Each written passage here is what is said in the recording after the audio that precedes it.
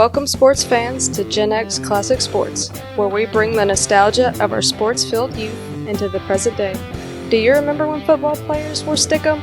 Do you remember when the NBA played defense? Do you remember when Wrigley Field turned on the lights? If so, then this podcast is for you. Grab your favorite retro jersey, crack open a cold one, and let's stroll down memory lane together. We're here to discuss iconic sports moments, teams, and athletes from our generation. This is GenX Classic Sports, sports talk for Gen Xers by Gen Xers. 3, 2, 1. All right, guys. So this will be, I can't even remember now. I never know the episode numbers. Episode 9 or 10 will be about, basically, this is our great athletes series, I'm going to call it, because when I started this thing and talked to you guys about it, one of the things I said was, yeah, it's about Gen X things, but that includes athletes, teams, and events, ball games, so forth. So for me, before we jump into the specifics, this is about BoJackson, but what got me started on this was I was on vacation during the summer and I needed a book to read, and we went in a bookstore and I found about a 600-page book about Jim Thorpe. And y'all probably remember the old Burt Lancaster movie about Jim Thorpe, the old black and white Burt Lancaster movie. Yep. Yeah, me too. I grew up watching that, and I love Jim Thorpe, and I'm always fascinated with him. And so I read that book, and man, I'm telling you, even though he has zero to do with Gen X, we will do an episode on that because there was so much stuff in there I didn't know. And what that got me to thinking about, because 15 different times in there he's mentioned as the greatest athlete ever, of course. And I think officially later on in life, he was deemed the greatest athlete of the first half of the 20th century because he was still alive in the 50s or whatever, and they had this vote, and he was the top athlete from the early 1900s to 1950. But that got me to thinking about or remembering that ESPN did a list. I don't know if y'all remember, but several years ago, ESPN did a list of the greatest athletes of the 20th century. So by way of introducing BoJackson, I'm going to tell you, or I'm going to ask you, first of all, how do you define great athlete? I mean, this is the kind of stuff we talk about over golf and, whatnot for eons, over games of pool back in the day. What's a great athlete? Is a ball player and an athlete the same thing? I mean, this is just to kick us off. I mean, there's no wrong answer. What do y'all think? Is an athlete and ball player the same kind of discussion, or are they different, or doesn't matter? Is it just semantics, or what? Well, are golfers athletes? Yeah, because of so much. I would say so because of all the hand-eye coordination and things involved with that, and you could say the same about race car drivers. The hand-eye coordination. And I was going that way too. It was a trick question. So I know because we've talked about it before. Right. And there goes Casey again, but we'll get him back. Yeah, Mark. I mean, it's if hand-eye coordination means an athlete, then of course any race driver fits that, right? Right. Does a ball have to be required? I don't think a ball has to be required. That's what I'm getting at. I think a great athlete is anyone that can step into a sport and it just seems natural to them. They don't necessarily have to be great at it. They don't have to set records. But I think they just step into it, and it seems to be something that they can just do easily. Yeah, I think that's a big part of it. Casey, is as an athlete and a ball player, the same discussion, two different things. Do you have to have a ball involved to be a great athlete, or what do you think, just generally? No, I think sorry, I lost you for a second there. No, we know. We're just moving on without you. We don't care. No, athletes. Yeah, no, it doesn't have to have. You don't have to have a ball. Yeah, I agree. I read somewhere about the reflexes of open wheel drivers, Indy drivers, and such, and probably NASCAR too. And I was stunned at some of the guys they'd recorded their reflexes and hand-eye coordination, and it was off the charts for all of them. I'll tell you what, I looked up the actual word athlete, and it says, the dictionary says, one who participates in, number one, physical exercise or sports, especially competitive events. Event and sport are not the same thing either. And the second definition is one possessing the requisite strength, agility, and endurance for success in sports. So there you go, Mark. There's some physical traits thrown in there. I used to think a ball had to be involved, but that totally leaves out track and field for the most part, right? Right. Right. So after reading about Thorpe, I realized he excelled in some things that didn't involve a ball, and then he excelled in things that did. So, all right. So having said that, where do y'all think BoJackson landed on ESPN's list of the 100 greatest? No, the terminology is the ESPN greatest athletes of the 20th century. Anything that starts with a 1900. Where do you think BoJackson landed on that list? Just to kick this off. Mark, what do you think? Top 10. Casey says top 10. Mark, what do you think? I don't think he's even in the top 10. I'm going to say top 15. By the way, everybody, this is two of our founding fathers, Mark and Casey, on here with me tonight. Actually, BoJackson, it made me mad how far down the list he was. BoJackson's number 72 on the list out of 100. Are you kidding? Well, knowing what we know about ESPN, you know, True. Some of that doesn't surprise me, but there's no way on earth he's only the 72nd best athlete of the 20th century. Are you kidding me? That's surprising. Well, yeah, because what do we know about Bo? Before we even talk about this, what do we already know about BoJackson? Maybe the best combination of size, strength, and speed that ever walked the planet. Yeah. You know, that kind of thing. Natural. Did not work out. Natural. He says he didn't have time. He never worked out. He felt like that was a waste of time. He just had a natural. He just had the natural body for it. Right. Yeah, I mean, he's famous for saying that he didn't like to practice. He didn't like to work out. It just came natural. So, I don't know. Well, how about the fact that he played professionally in Major League Baseball and the NFL, right, and was a Heisman Trophy winner? Just the two major sports. Not that he was the first to do that, but in the 20th century, especially the second half of the 20th century, that didn't happen. And play at the highest level of the competition to play at. Pro Bowler. So to get us in the mood of where we're going with this, let me give you the top 5, and you tell me. All right, so Michael Jordan is number 1, and I'm not a proponent of even that necessarily. I'm just telling you what the list is. Michael Jordan ended up number 1. Babe Ruth ended up number 2. Muhammad Ali is number 3. And by the way, I kind of see all of that. And then Jim Brown is number 4. Mm-hmm. Then you got Wayne Gretzky, and then Jesse Owens. And then Jim Thorpe came in at number 7. So, I mean, I don't disagree with that, but I don't agree with BoJackson being at freaking 72. No, I don't either. And Casey, you said top 10. I'm thinking, yeah, he needs to at least be in the top 10. Yeah, you would think what they all call now recency bias would even have him in the top 15 or 20, meaning, he played 30 years ago. And okay, so I just wanted to introduce this by saying we know his reputation. He's on film. He's on YouTube. You can watch what he did as opposed to some of these people, and that's where he landed. So having said all of that, there's a couple of stats we'll talk about at the very end of his discussion that to me seals the deal, but we'll get back to that.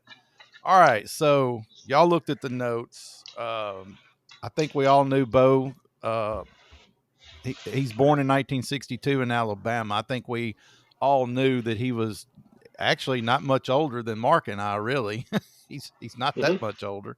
Bo was what, in college when we were in high school or so, something like that. Yeah.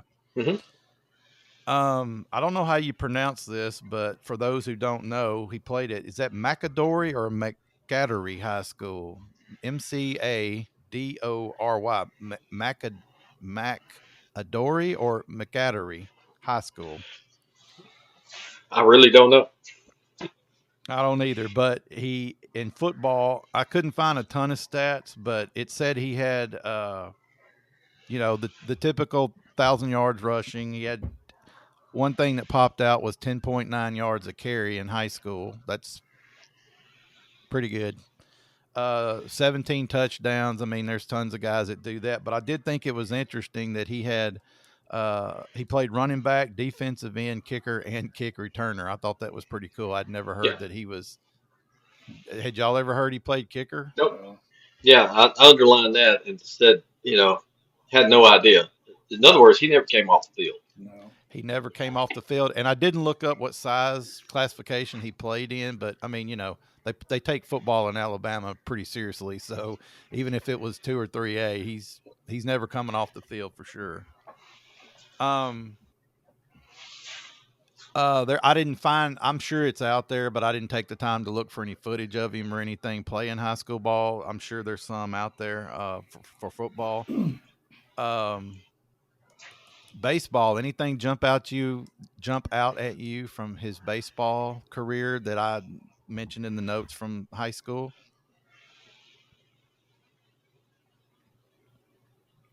Batting average.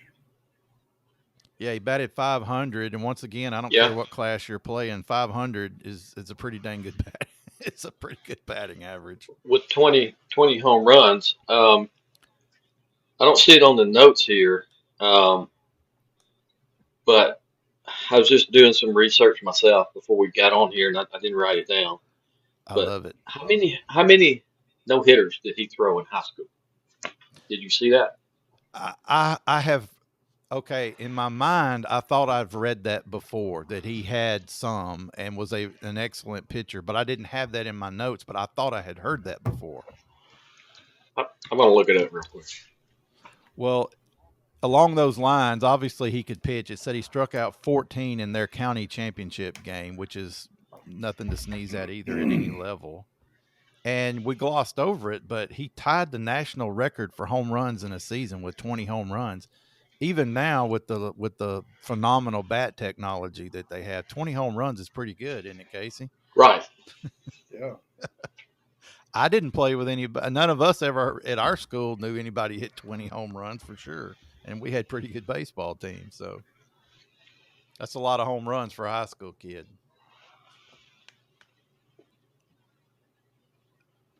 You see anything about the no hitters? It just said multiple no hitters.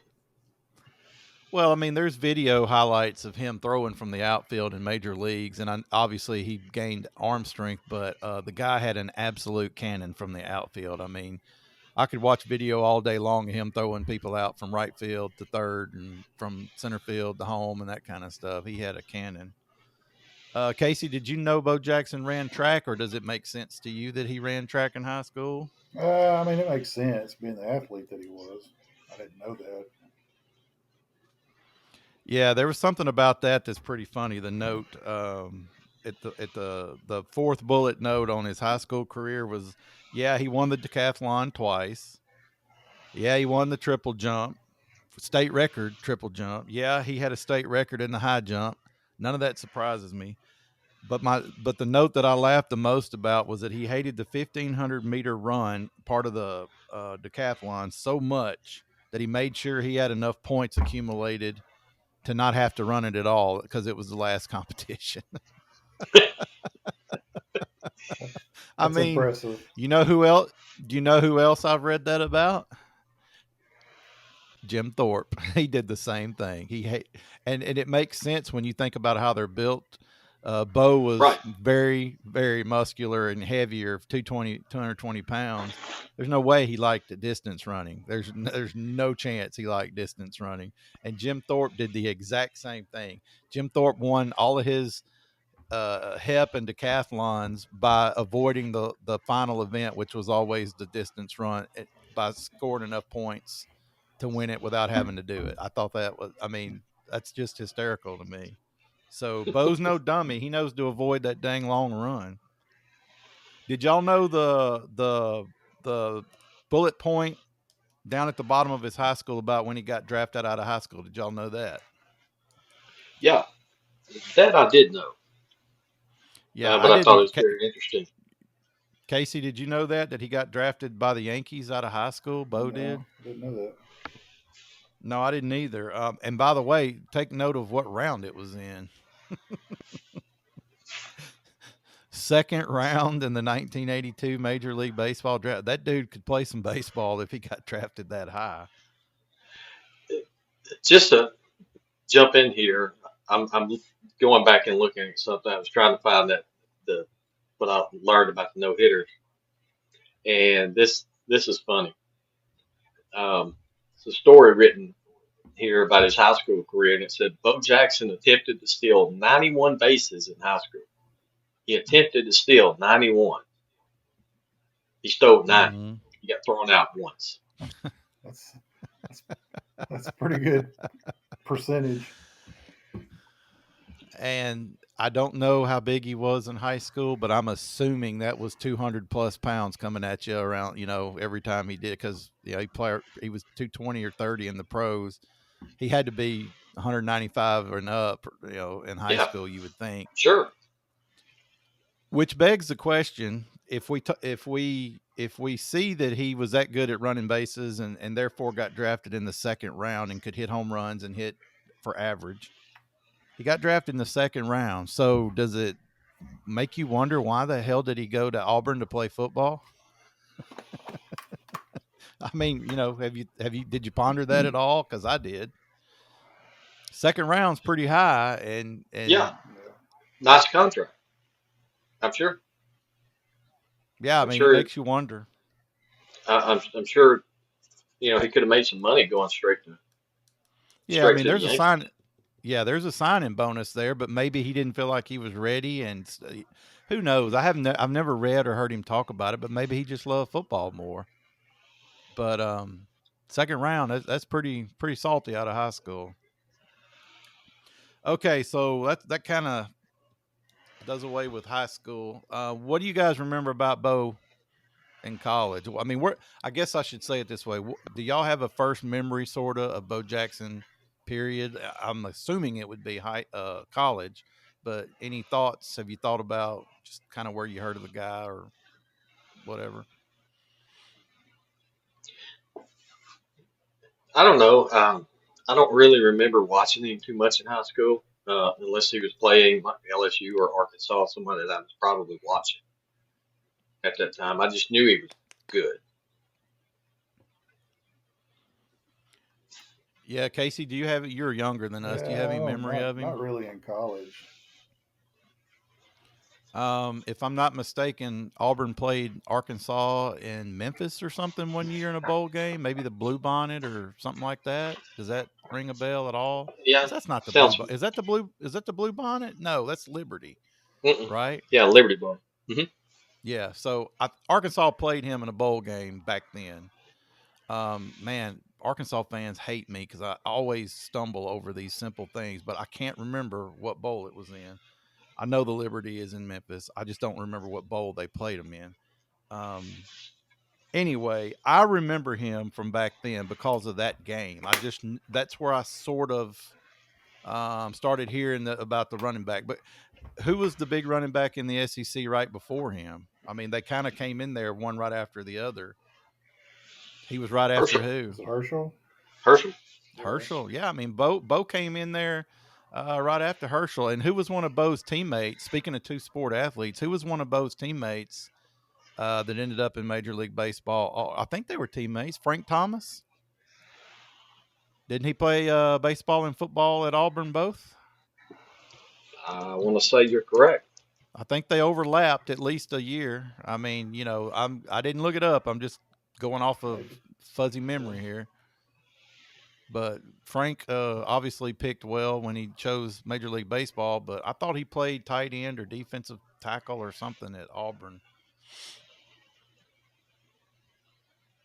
And anyway, so Herschel leaves the SEC and goes to make money from Donald Trump and the New Jersey Generals. Mm-hmm. And that leaves Bo to kind of take over the SEC as the man. So what was that? And what so was that? You glossed over that. That's not the NFL. So that was the what? Yeah, well, that's a future topic.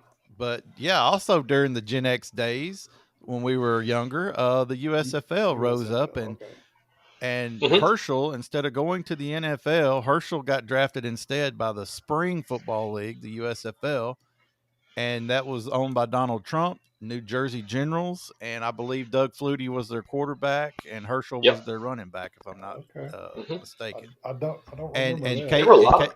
Yeah, Casey, and the big deal was that Trump was offering money, man. It was like $1 million signing bonus or something to go there, and the NFL wasn't paying that kind of scratch yet. In fact, it was almost scandalous, wasn't it, Mark? Because he chose the USFL. He was the marquee name. Right. Herschel. We're diverging here on a future topic, but yes. So he's not in the NFL. Bo comes along. He kind of takes over the SEC as a back. Pat Dye, of course, was the legendary Auburn coach. Mm-hmm. I don't know if he played as a freshman. I didn't see any stats, but he was he rushed. Did he? He did. Okay, yeah. I know he had 1,200 yards as a sophomore. I think I'd have to look up his stats, but the reason he went to Auburn was because. Have you ever heard that story? No. Why That's why you're on here, to add things to the discussion.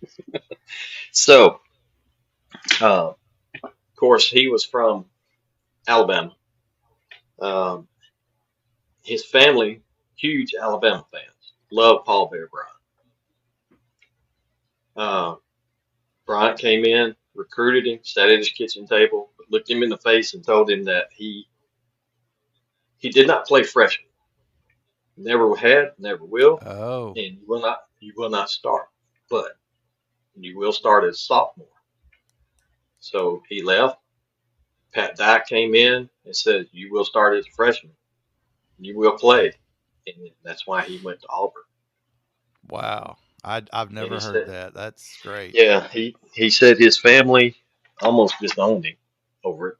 But of course, it's history now. But yeah, he said he after that he didn't have anything to do for Paul Bear Bryant.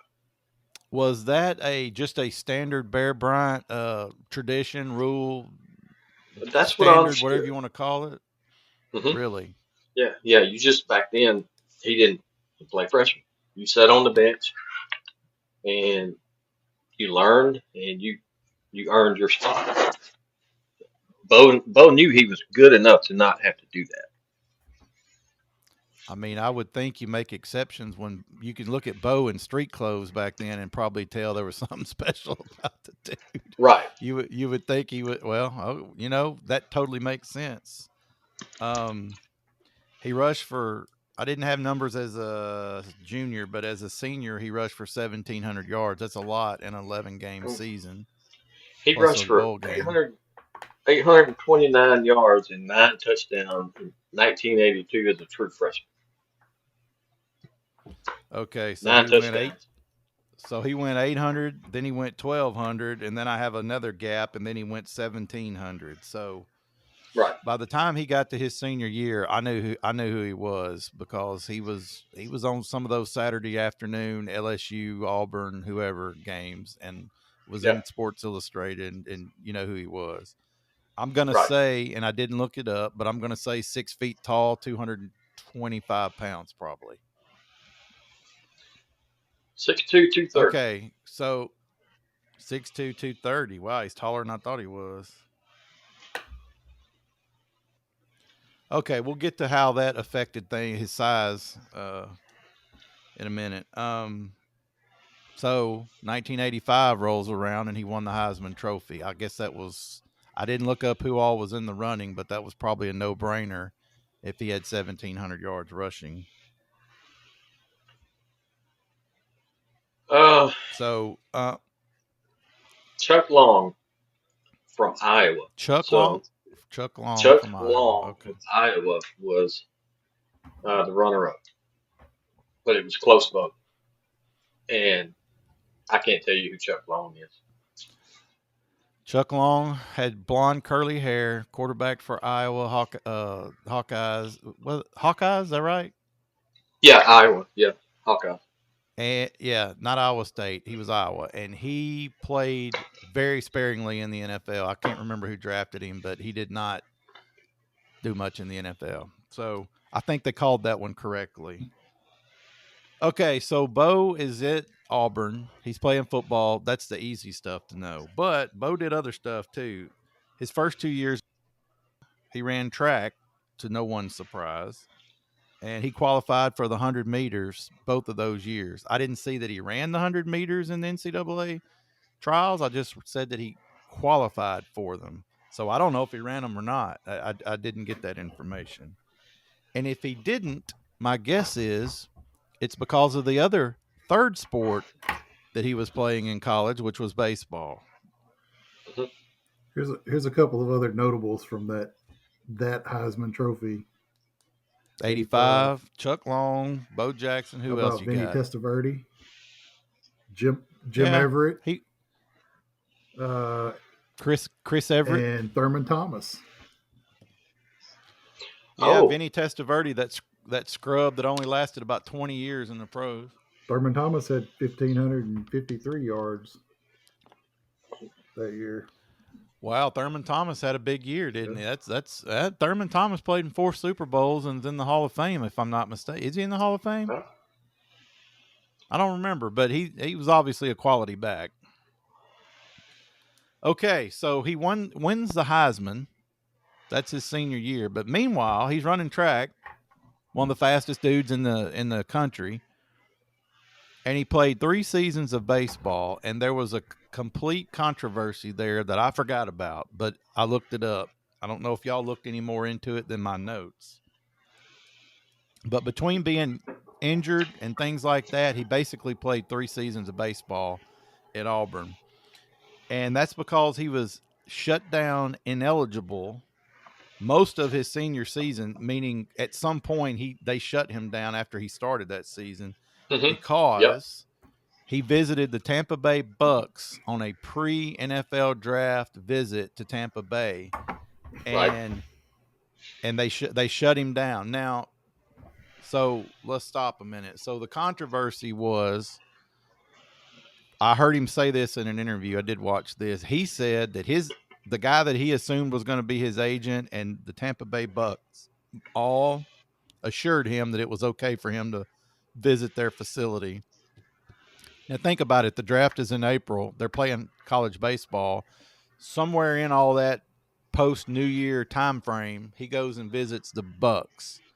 NCAA somehow found out and declared that was an illegal thing to do while he was still playing NCAA sports. And so even though it was a completely different sport, it had nothing to do with what he did on Auburn's baseball team, they shut him down as soon as that was made public.